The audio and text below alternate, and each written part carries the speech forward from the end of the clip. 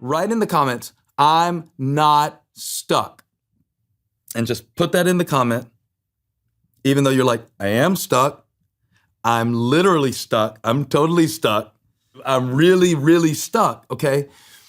That is a challenging paradigm for people because if you look in the Bible, Paul and Silas seemed stuck in prison, but they praised God and the chains broke loose. You know, Gideon seemed stuck in a wine press, but God spoke and he became a deliverer. Moses seemed stuck as a murderer, running as a fugitive on the backside of the desert, and then this burning bush, and God had 40 more years of amazing things for him to do. And all of these people felt stuck. So I want you to tell me what were your reflections on this first mindset, I'm not stuck unless I stop. Do you agree with it? How do you see it? How do we summon our way through that? And let's really dig into this first mindset. I love it. I love every section of this chapter because it reminds you that everyone feels stuck. I think one of the things you did great in the book is that people see themselves in it constantly. You go, I do feel stuck sometimes in my relationships. I feel stuck in my head. I feel stuck in my career. What am I gonna do? And a lot of people, they feel like that stuck is permanent. Like, hey, I'm working hard, but I'm stuck. So there's not lack of action for them. They're like, I'm going to work, but I feel stuck. I'm working hard, but I'm not earning more. I feel stuck. And what ends up happening is the more you feel stuck, the more you spin in doubt. Wow. And so when you're stuck, you spin. Write that down. Yeah. When you're stuck, you spin. Yeah. And people always mistake the signal for doubt as a signal to stop. Tell me but more. doubt is not saying stop. Doubt is a signal to learn. And when you change that frame in your mind, everything changes in your life. I'm so doubtful. Doubt doesn't say, well, stop and don't learn anymore. Doubt is literally, I don't know. So the only way to actually figure it out is get in motion, try, test. Ooh. Like doubt is the entrance to the scientific process. Doubt is the entrance to faith. Wow. And so when you realize that, like, oh, I'm having all these doubts about this thing, the next thought should be, well, I'm going to have to do something to discover the answer. I'm going to have to do something to discover the truth. I'm going to have to do something to test this hypothesis. Will it break your flow if I ask you something about that? No, I love it. Yeah, go ahead. Every religious person in the world is pulling up James 1 right now going, but the Bible says, let he who hath faith ask and not doubt, for he who asketh in faith shall not receive anything from the Lord. He is a double-minded man, unstable in all he does. And I always thought that verse meant not, don't have doubts or don't feel doubts. I thought it just meant go through the door of your doubt to get to the other side and find your faith. Right.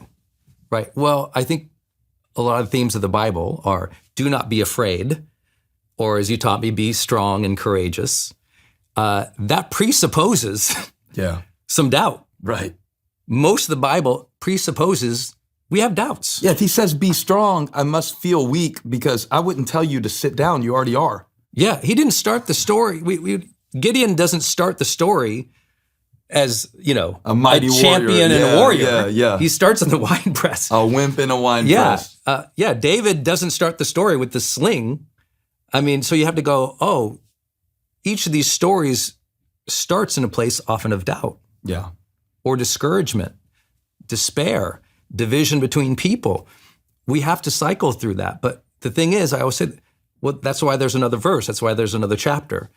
It's why there's something more. It's like the story might begin in doubt, but the story doesn't stop there. And we have to remember that in our own lives.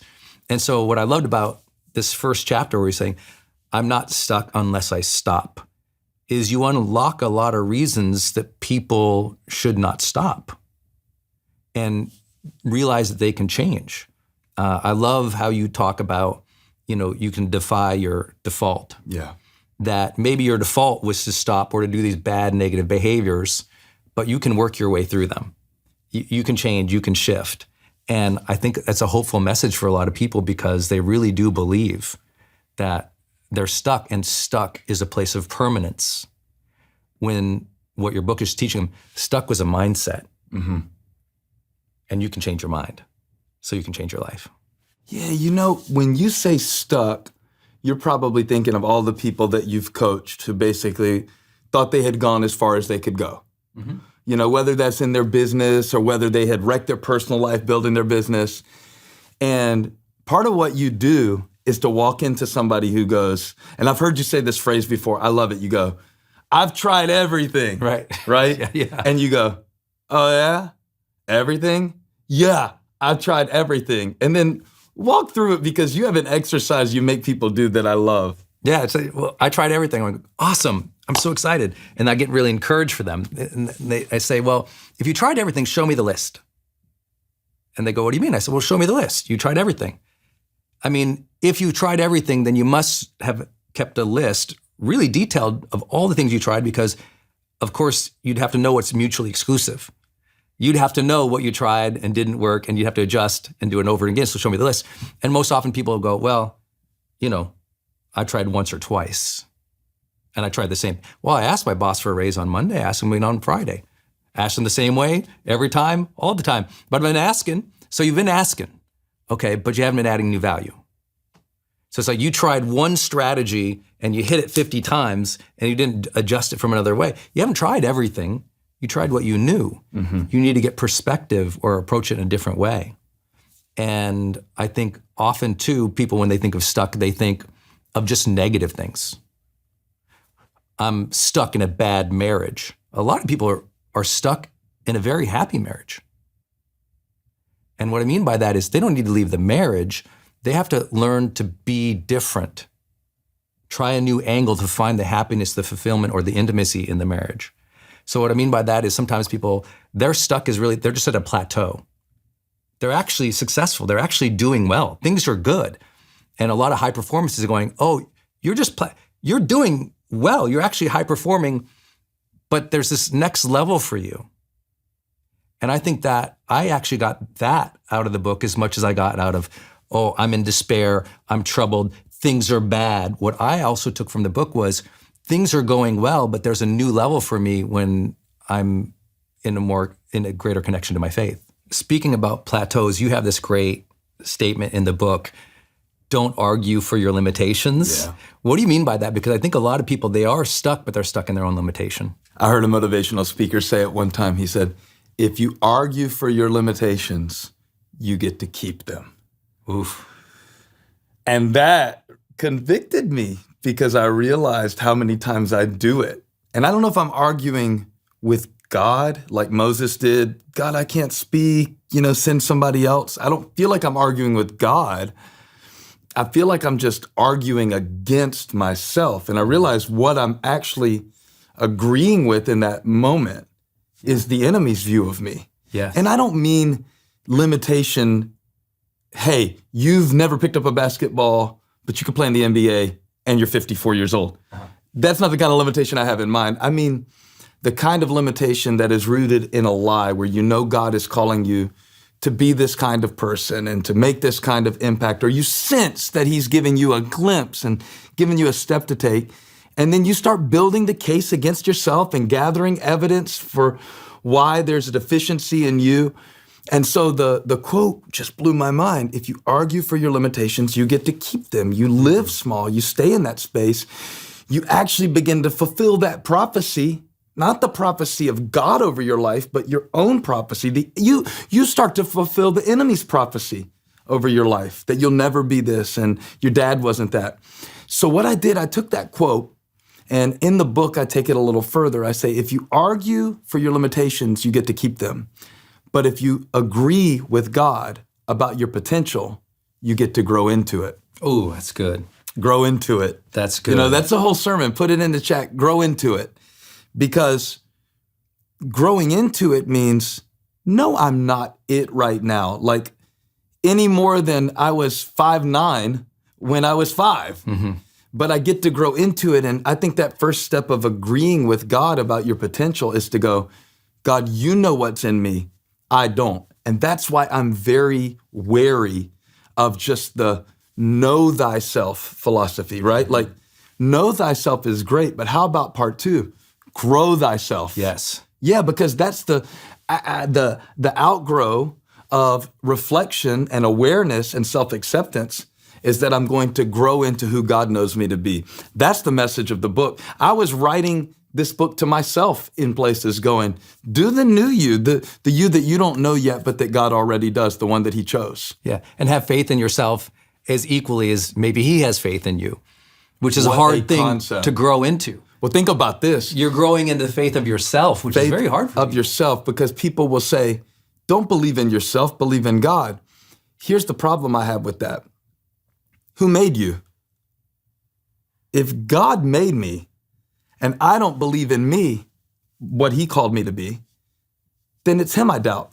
Right. And that really helps me to get past this sticking point where I feel like, well, I just don't want to hype myself up and say that, I can do great things. Well, I can do all things through Christ who strengthens me. Yes. So I think the two go hand in hand. That's why I was passionate to get this masterclass going, to get people out of and to get you out of this mindset that says, well, God is great, but I'm no good.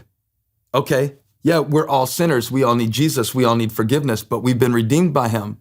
So what does that speak of us that he paid that price for us? And that's the limitation that I want you to grow beyond, this view of you that only sees you as flesh and bones and mistakes and disappointments, and to grow into the image of God that you were originally created to be. So good.